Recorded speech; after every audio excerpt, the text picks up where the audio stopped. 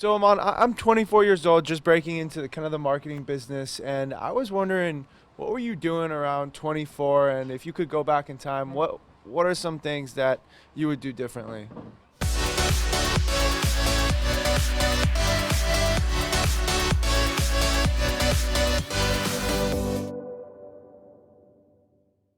That's actually the best question ever for me because I never actually talk about this, and most people never realize. Nobody actually asks me, right? Like all my story that I always shared was from the time that I actually moved to Canada and like I need to learn English and everything, but nobody actually asked me, so what were you doing before you come to Canada? And the one thing is that at 24, I just got married. Like I got married when I was 23. And when I got married, I had just sold my company. I built that company when I was 18 years old. And I sold it when I was 23. And just had nothing to do. Like, we were just like jobless in a way. And then we got married, and then I started feeling really useless. I was like, so what am I doing in my life, right? Because I was building my company for 5 years, 16 hours, 18 hours a day. And then, and I suddenly didn't have anything to do, but I was studying MBA. And the place I was studying my MBA, they didn't have a really good marketing system to market the MBA that I was studying. So I went to the dean of the university and I said, I want to market your MBA program for free, but if I increase your sales, I get 5% of the increase of the sales. I don't get anything that you're making right now. If I increase it, I get 5% of the increase. And they said, yes, sure. If you're willing to take it up, like, do it. And, but one thing that they didn't realize is that this university was the most prestigious university in the country, and they also were doing lots of consulting work. So I, at 24 years old, became the consultant of the biggest consulting firm of the country.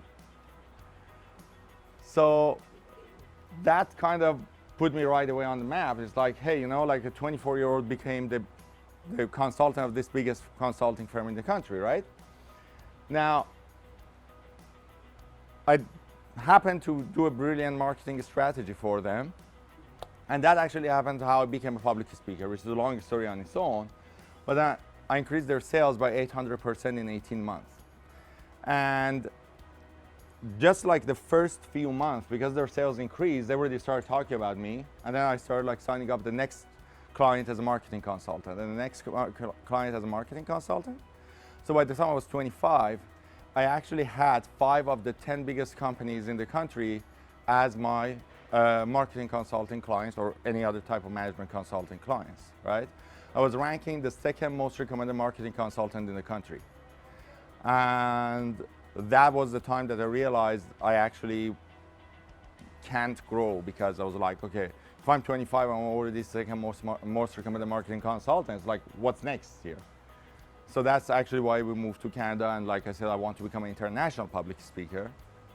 But that deal, that 5% on the increase of your sales deal, made the biggest difference in my life. And I think that's actually one of the greatest things that most people lack or never focus on, is like how to make a deal. How to close the deal that makes the biggest difference in the life of the other person, and they have no way to say no to it, right? That university I was working with was about to shut down my program that I was studying. They were ready to let go of it. So they had absolutely zero to lose by me taking on the project, right? And that's like, and something I was talking about last night, there's like, always empathize. Like, put yourself in their in their shoes, not the food, put yourself in the shoes, and it's like, what type of deal if I give you, you're not gonna say no to?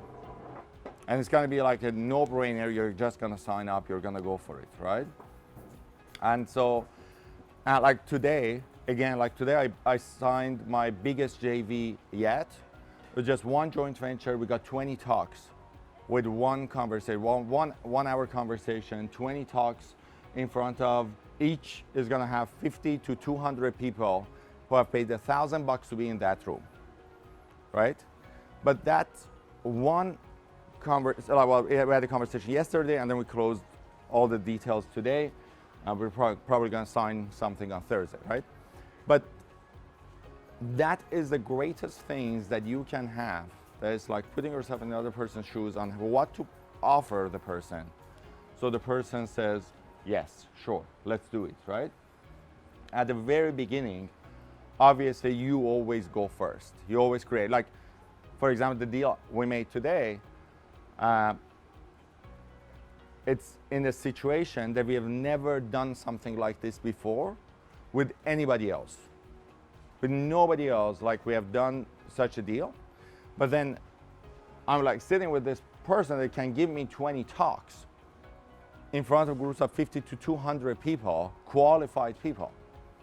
So am I gonna go out of my way because this is not my regular standard joint venture? Absolutely. But many people don't. Many people stick to their system. They're like, oh no, that's my rule, so I'm gonna follow my rule. And that's exactly what gets you into trouble, like makes you miss the opportunity. There are no shortage of speakers on this cruise. There's absolutely no shortage of speakers here, right? But the key is that everybody sticks to their own way of thinking that they got on the cruise, instead of being fluid around the deals, around the registration, around the thing. I think over the past 3 days, we have closed 12 JV deals. And every single one of them, in some shape or form, are unique. And that all started from when I was 24 years old, like 23 years old. It's like closing the deal, like making sure that the offer is an offer that the other person says yes to, and also being fluid in the type of the deal that you're creating, right? So that's what I was doing when I was 24 years old.